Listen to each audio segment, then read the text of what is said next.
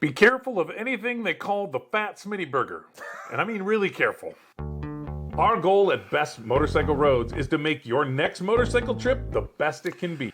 The bottom line is a 5,200 mile trip is very different than a 2,600 mile trip, but they both have a purpose. Why did we do this trip? So, Todd, I think you kind of know this story. So, the premise of the trip is really that Turk's son called and said, we need a dog sitter in Seattle. One of our riding guys, we call him Turk, has a son out in Seattle and said that he needed to have a dog sitter because it's very expensive to get dog sitting apparently in Seattle. And so that was how things started. So we rode bikes out to Seattle to watch the dog. Because that's cheaper. 2 people riding Well, it was bikes. for him. Right. So I guess maybe should I just walk you through Yeah, I want to the hear trip? about it. That's Okay. That's a long ride. So it was 12 days. On day 1, we went from Solon, Iowa to Rapid City, South Dakota. Shout out to my buddy Lincoln's from Rapid City. We left early, 5 in the morning. Got into Rapid City about 4:45 in the afternoon. Nothing exciting there, really. We stuck to Highway 20 and then worked our way up to Interstate 90. But what was cool is we were able to check into the hotel at, like I said, 4:45. And we're about 3 days before Sturgis. So kind of one of the cool things, I don't have a big desire to go to the Sturgis rally itself, but I do like the idea of visiting. So we got to ride through town. Unfortunately, the skies were getting pretty dark that day. And so what we did, we drove through, but we were going to stop. Gas Monkey has a brand new restaurant there that I kind of wanted to eat at. But I'm like, I don't know, Turk. We've been through rain. We'd gotten rained on already, and it looked dark, really dark. And so we decided to skip it, which was a great thing because I started looking at videos from the next day, and it was hail. Oh, wow. A hailstorm probably 30 minutes after we left. Oh, wow. So honestly, as much as I really wanted to kind of hang out and do that. So total mileage for day 1 was 810 miles. And then day 2, what we did was, since we already hit Sturgis, we rolled straight south out of Rapid City, and we took a ride over Iron Mountain Road, which was unbelievable. Think about, you remember those old walkways that they used to have when they'd go across like a road, and it'd be like a curly, a circle up? Yep. Yeah, that's how the road is on this Iron Mountain Road. So we took that, rode all through that. Turk got a little scared and nervous.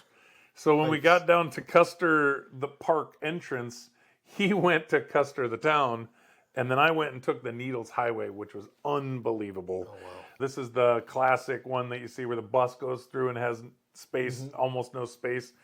And then you ride through the one and you're looking right down a dead nut set at Mount Rushmore. So it was really cool. I took then the quick pass around. I saw a crazy horse from the interstate.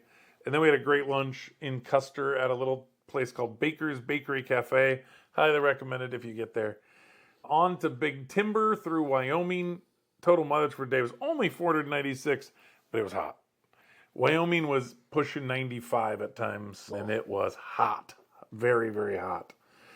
So, day 3, Big Timber, all the way to Seattle. We really just kept it simple. We took 90 all the way in, so it was a pretty boring day, except the scenery is just absolutely phenomenal.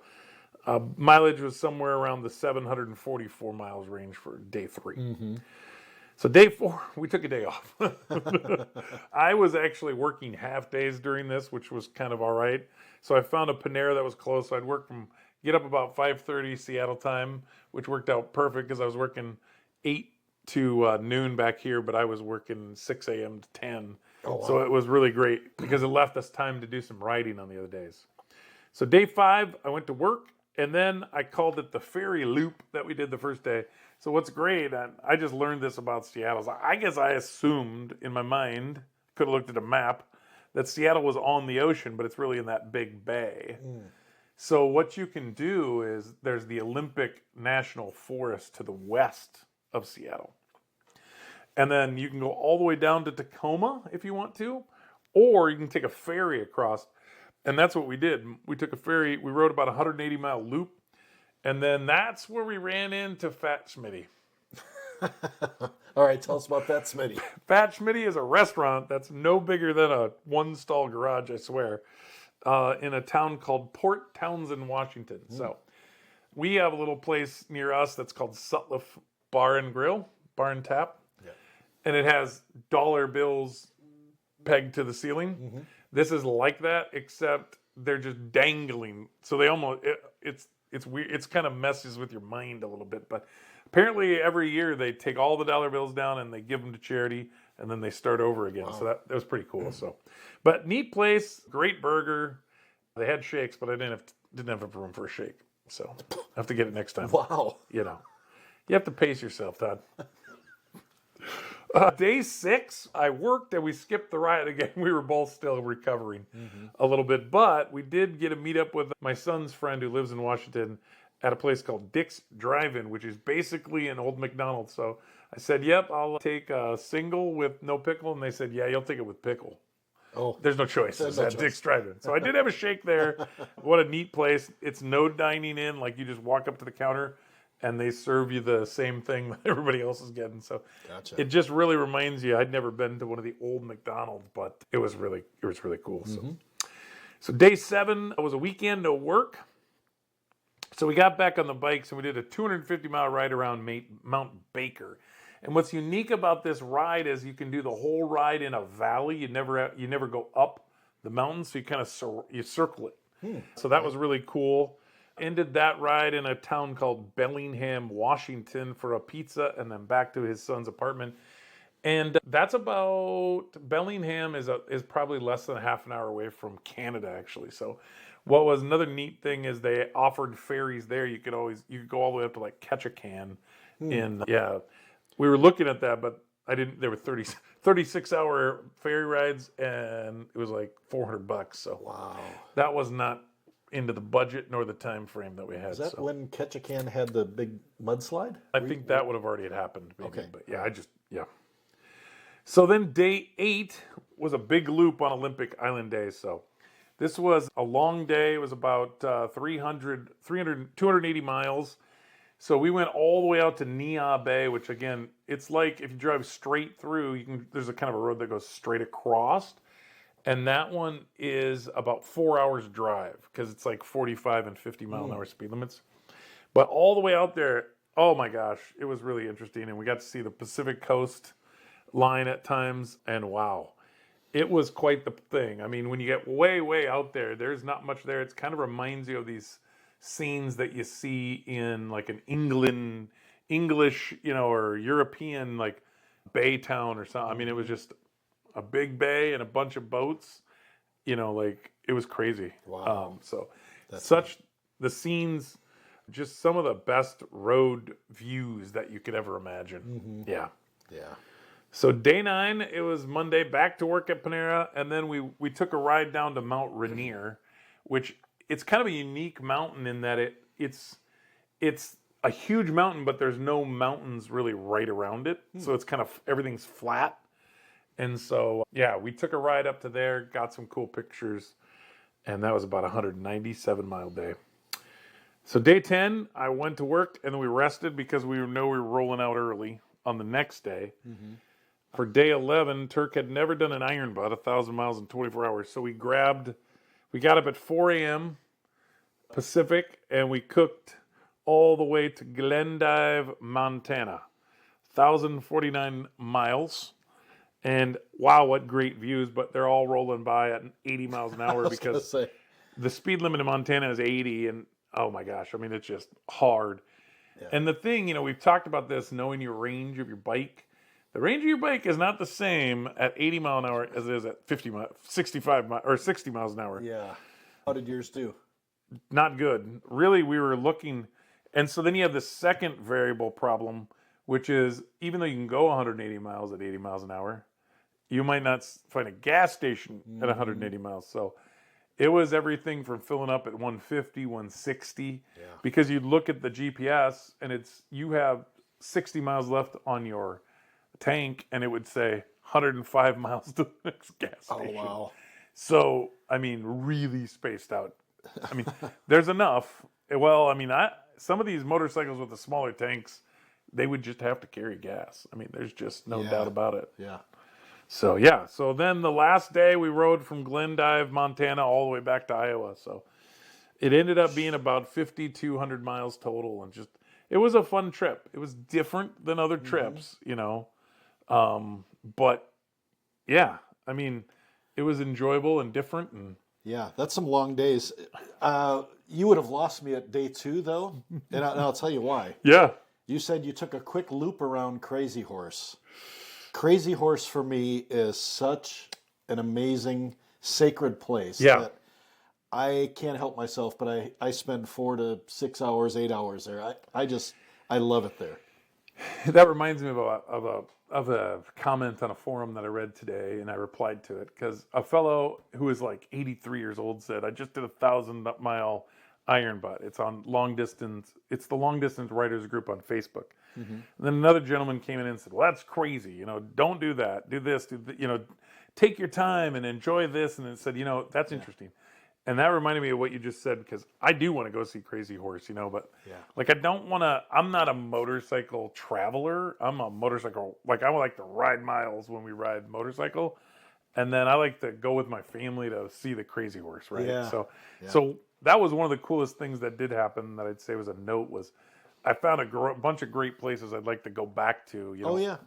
As a vacation. Yeah, and I don't know why that stands out to me. It's I think amazing. Probably because the first time I went there, I was, probably 7, 8 years old, and the artist Korshik was there, and he was talking to people. He was just sitting at a table, and when you went to the visitor center, he was sitting there and talking and telling you about what it was like to carve that mountain, and the amount of times he climbed up and down that ladder, the ladders to get to the top, and then he'd get to the top and his Forgot a screwdriver. well, Yeah, no, his compressor would die that was running his jackhammer at the top. He'd have to go all the way back down the ladder. Ladders, 1,000 steps or something. It was crazy, and I just thought, what an amazing man. And then he may have even been there when I was there a second time when I was in my teens, but of course he's passed on. But still, there's something about that place that it was cool. I mean, it just gets me. the whole area in South Dakota was phenomenal. Love to go back and really dig in a little bit more to it. But as far as like a riding destination, we just enjoyed the views. I mean, like we didn't get to see.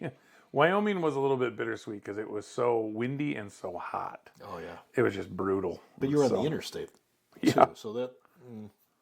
I mean, you get some views, but going that fast, it's hard to look around. It was just hot and windy, and then you were holding on for dear life at times, and then this is, your hour 8 or something like that, too. So yeah, I mean, it was good. It was fun. What a beautiful way to see the countryside. Yeah. So I think what I learned, I would say you must have some lessons learned because I need a new seat. Yeah. You really, really have to. This is that bottom line for this episode, and this is a 2-parter, right?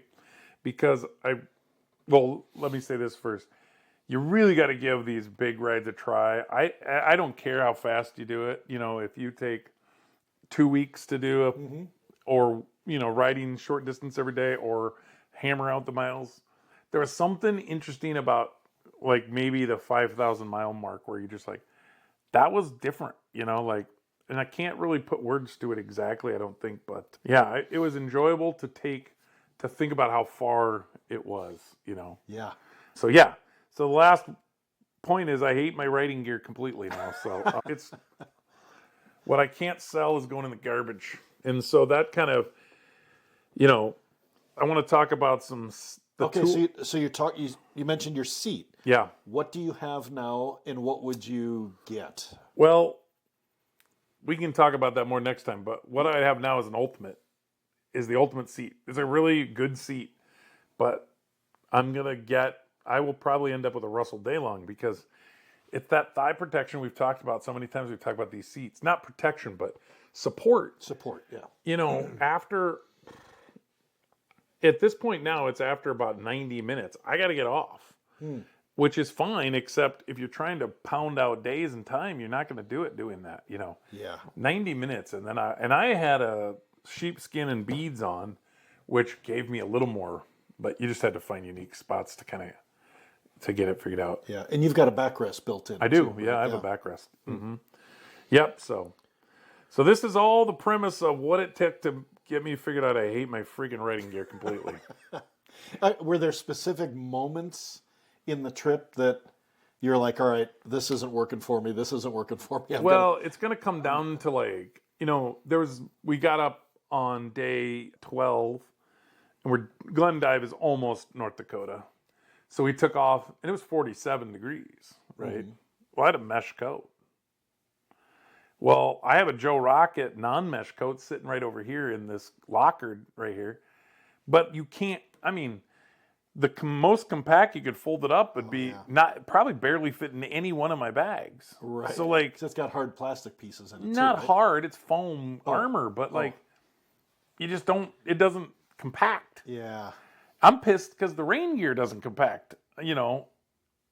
I don't like my rain gear's compaction rate right now. What do you have for rain gear? I don't even know what it's called. It's just flip flab, but it's huge. That's what I'm looking for. Is I really want to get strategic about the gear, and we'll talk about it next week because I've got a good plan, and we'll leave you in suspense. All right. So right now your gear is too big. It doesn't compact enough to get into the bags and uses up most of your bags. I think the idea of the way we've thought about gear is wrong. Okay. Yeah, I think we should never take gear off. Always put gear on. Ah, got it. Okay. Unless it gets. But yeah, I don't know. What else are you thinking? No, that's it.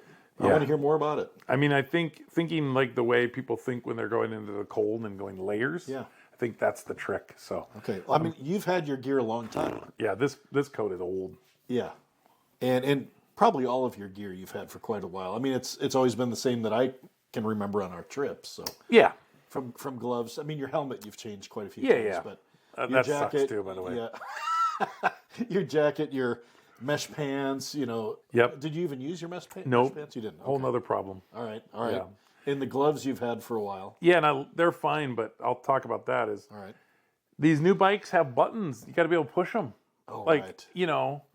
And so like I put on my rain gloves and I had to take my glove off every time I wanted to do anything. Yeah. Including like turn signals on, Yeah. So, it's a hot mess. So, I'm a hot mess. It's a hot mess.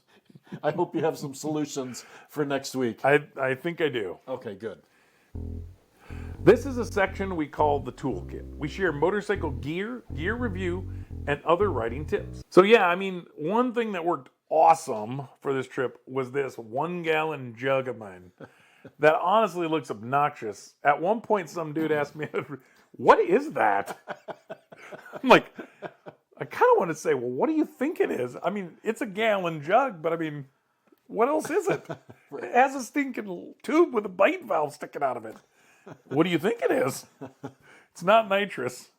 Right. So now I'll put this in the show notes, but I bought a water jug that's a 1 gallon. It's called Watersy. Weird name, Watersy. And then I bought a whole bunch of other crap, but what I ended up using was the 1 gallon jug, and then there's a drink tube set. It's GYZR drink tube set. And that's everything I needed. I had the water jug mounted directly behind me, like on passenger seat area. Okay. And so then I had enough space to put the hose right where I needed it. And oh my gosh, does that thing work? Really? Did you pack it with ice too? Or? So I experimented, but basically half full of ice and fill it up with water would last a day or more. Wow. Yeah, it's great. The drink tube thing was great. I ended up at the very end of the ride, late at night, I ended up breaking the bite valve itself by accident. It wasn't for fault of the bite valve at all. So I ended up buying another replacement for that, but it was fine. But no, that thing was just awesome. Wow. And the reason I like that one is it comes in many different colors or whatever, but it comes with a neoprene sleeve. And the neoprene sleeve is made to have a shoulder strap. Yep. Which is brilliant because then you can use the shoulder straps to connect it. I just connected it to my bag. Oh, I see. And then I just took it in when I take the bag off. Then it's connected.